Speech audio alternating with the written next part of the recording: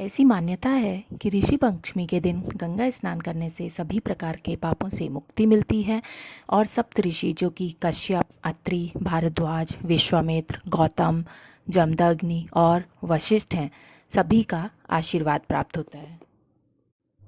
सीताश्व नाम के एक राजा ने एक बार ब्रह्मा जी से पूछा, पितामह, आप सभी व्रतों में श्रेष्ठ और तुरंत फलदायक व्रत कौन सा है?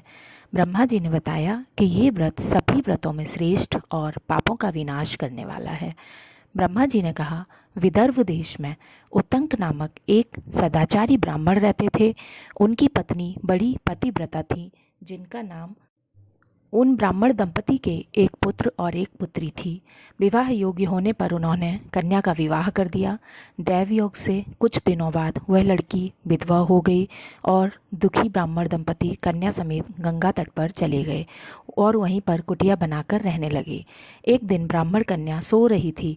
अचानक उसका शरीर कीड़ों से भर गया।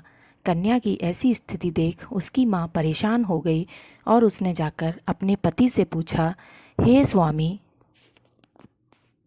मेरी साध्वी कन्या की यह गति होने का क्या कारण है? उतंक जी उस समय समाधि में लीन थे।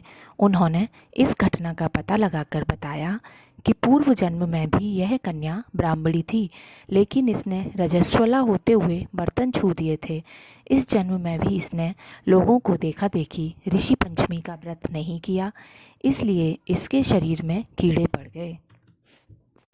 धर्मशास्त्रों की मान्यता है कि रजस्वला स्त्री पहले दिन चंडालनी, दूसरे दिन ब्रह्मघातनी तथा तीसरे दिन धोबिन के समान होती है और वह चौथे दिन स्नान करके शुद्ध होती है।